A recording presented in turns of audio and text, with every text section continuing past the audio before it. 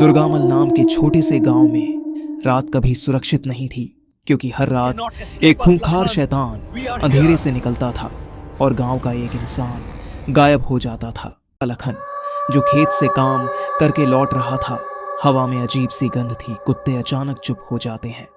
वह सोचता है कि कहीं आज रात मेरी बारी तो नहीं। अचानक पीछे से एक लंबी झुकी हुई अंधेरी आकृति उभरती है। शैतान लंबा सूखा चेहरा नहीं, सिर्फ गहरी दो बुझी काली आंखें। उसकी सांसें गुफा के अंदर चलती हवा जैसी सुनाई देती हैं। लखन की आंखें फैलती हैं। शैतान उसके कंधे पर हाथ रखता है और अंधेरे में खींच ले जाता है। गांव में पता चलता है, गांव वाले इकट्ठा होते हैं। फिर एक गया, अब कोई नहीं बचेगा। एक बूढ़ा कहता है वो शैतान सिर्फ ले जाता है, कोई लौट कर नहीं आया।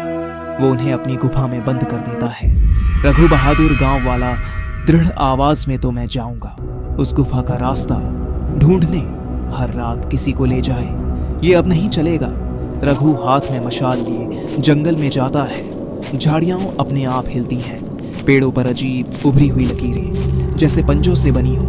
रघु नीचे झुककर एक चिन्ह देखता है, गुफा की ओर खिंचे जाने के निशान। वो निशानों का पीछा करता है।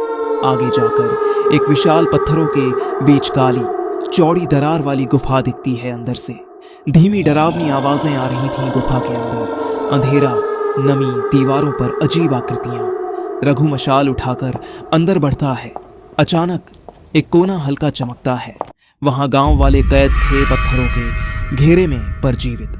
सबकी आंखें रघु की मशाल की रोशनी देखकर चमक उठती हैं। इससे पहले रघु कुछ करे, गुफा में भारी कदमों की आवाज आती है। हवा अचानक ठंडी, मशाल कांपने लगती है।